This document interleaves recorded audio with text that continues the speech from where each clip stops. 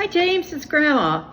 You know, one of the very most special days of my life was the day that you were born. I'll never forget it, and I'll never forget holding you for the first time, and I'll never forget how happy your mom and dad were that you were here.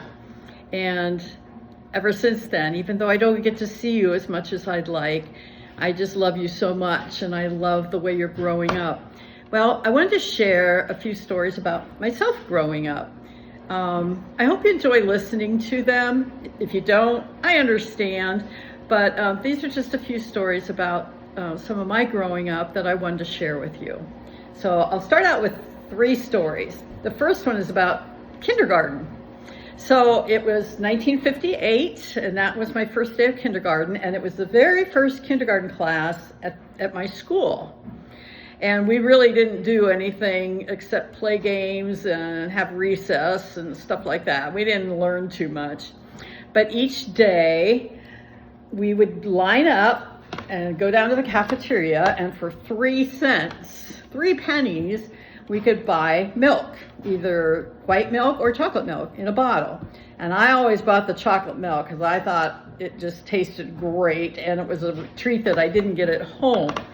And then after we drink our milk, we walked back to the kindergarten room, and we had blue mats that we pulled out, laid them on the floor, and then we all had to lay down and take a nap time, a rest time.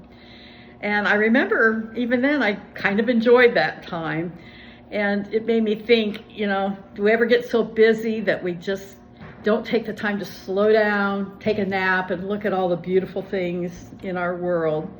So today, James, take a deep breath and just enjoy the beautiful world and family that God has given you. My next story is called Teacher, I Need to Go. I was in 1st grade, and my teacher, who really seemed old at the time, had the same last name as me, Mrs. McLaren. We were very distantly related, and she also went to my church, so I knew who she was. And I needed to go to the bathroom, and I didn't know how to tell my teacher that I needed to go to the bathroom.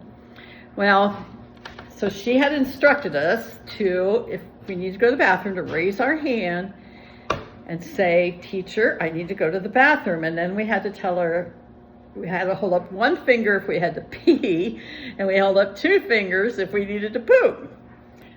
Okay, well, I did okay, but then I had a problem. I raised my hand and I waved it, and then the teacher said, "Do you need to go to the bathroom?" And I said, "Yeah, what do you need to do, number 1 or number 2? I didn't need to do either. I needed to throw up. And I threw up right there in front of all my class, threw up on the floor and all over my desk. Oh, I can remember being very embarrassed. And the custodian came in, and he had this magic, looked like sawdust, but it was blue, and he sprinkled it on the throw up and cleaned it up. And then my parents were called, and I had to go home because I was sick. And I just remember, you know, even now, that sometimes we just don't know the answer to what we need to do, but we look for it, and sometimes we make mistakes, and that's okay. We have people that love us and help us clean up our mess and help us start over. All right, and my 3rd story is also about being in 1st grade. Mrs. McLaren, my 1st grade teacher, you know, I told you I thought she seemed very old. She wore these old lady dresses, and she had gray hair that she kept in this bun on top of her head. Well, in the school, across from the girls' bathroom, there was a door that was marked Teacher's Lounge. And as a 1st grader, I couldn't read that sign. I didn't know what that room was. So I remember that an older student said, well, if the teachers need to go to the bathroom, that's where they go. So one day I was coming out of the girls' bathroom, and I saw my teacher, Mrs. McLaren, coming out of the lounge, and she was laughing and she was eating an apple. And I thought, oh, that's my old teacher, who I now know is only like 40 years old.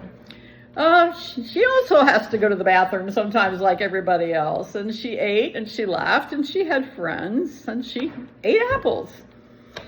Well, maybe you've heard the expression, he puts on his pants just like everybody else, one leg at a time.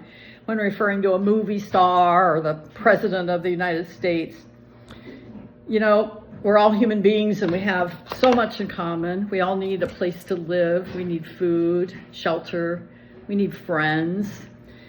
And we all walk around with these human bodies that sometimes get sick and sometimes do wonderful things, like when you play soccer or hockey and you score a goal and you do great things. So my thought is, you know, if you run into a person that you just don't understand sometimes, try to find what you have in common. Like, what makes each of you special? What's special about that other person? What do they know? Okay, love you, James.